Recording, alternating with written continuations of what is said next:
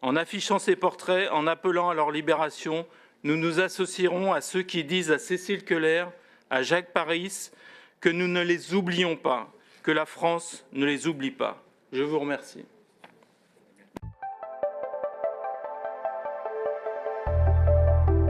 Chers collègues, je vous présente cet amendement avec la gravité qu'exige la situation dramatique de Cécile Keller, enseignante, et de Jacques Paris, professeur retraité, retenu arbitrairement en Iran depuis 1055 jours. J'ai pu échanger encore hier avec l'entourage de Cécile Keller. Cécile a été arrêtée avec son compagnon, Jacques Paris, le 7 mai 2022 en Iran, alors qu'elle arrive à la fin d'un séjour touristique. Elle est alors victime de disparition forcée, les autorités iraniennes dissimulant son sort et le lieu où elle se trouve à sa famille et aux autorités françaises. Elle endure un isolement cellulaire complet, pratique, violente, caractérisée comme de la torture et contraire aux règles et aux normes des Nations Unies.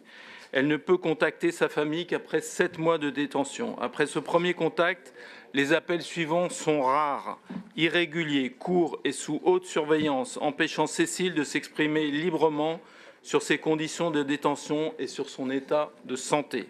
Elle est maintenue dans une cellule de 9 mètres carrés avec plusieurs co-détenus qui changent régulièrement et dont elle ne peut sortir que 3 fois par semaine pendant 30 minutes dans une cour. Elle dort à même le sol sur des couvertures. Elle est privée d'avocats indépendants et n'a aucun moyen de contacter son ambassade.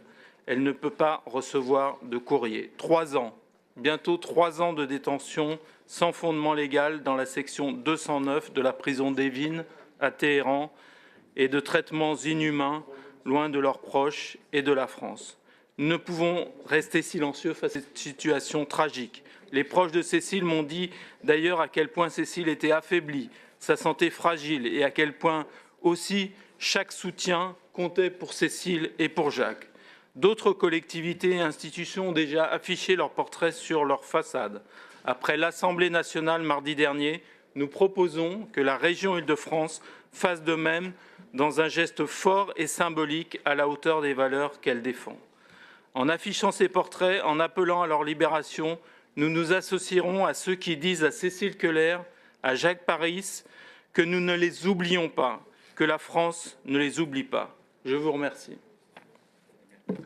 On partage l'émotion et la gravité du ton que vient d'employer Jean-Marc. Comme vous le savez, notre région n'est évidemment pas compétente sur la question des négociations, mais quant à la question de l'affichage de photos, puisqu'il nécessite, cela nécessite, ce qui sera sans doute d'ailleurs favorable, puisque vous venez de le dire, sur d'autres établissements publics, les autorisations préalables des familles et des ministères en charge des négociations, cette question-là sera étudiée dans un second temps.